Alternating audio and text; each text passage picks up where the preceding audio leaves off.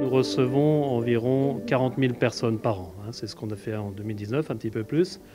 40 000 personnes, ça fait, pour faire simple, 15 000 familles, 15 000 situations familiales. 91% des ménages que nous recevons dans les accueils de Caritas Alsace a des revenus inférieurs à 1 074 €.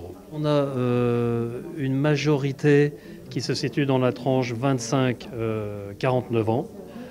Ça c'est important, mais les familles qui sont le plus impactées, ce sont les familles monoparentales, donc père ou mère isolés avec enfants, et avec une immense majorité de mamans célibataires.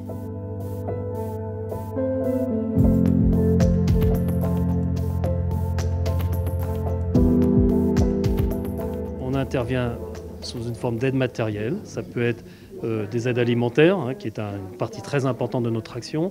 Ça peut être également des aides financières pour payer des factures, des loyers, des impayés et tout un tas d'autres aides matérielles. On a une partie très importante sur le lien social où on essaie de rompre cet isolement qui est toujours la conséquence de la précarité. Et puis on a également une part importante de notre action sur l'insertion, l'aide à l'emploi.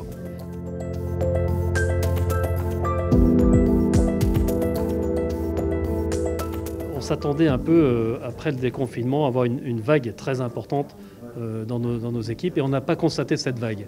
On a constaté néanmoins quand même une augmentation en fonction, dans la majorité des équipes, de 10 à 20% en termes quantitatifs, d'effectifs. On craint qu'on soit actuellement dans la partie de forte croissance de ces effectifs, mais ça ne s'est pas produit en septembre. On voit qu'on a plus qu'avant des gens qui sont en fin de droit, des gens qui ont perdu leur emploi, qui n'en ont pas retrouvé, donc des gens qui basculent d'une situation normale à la précarité, ou pire, de la précarité à la pauvreté.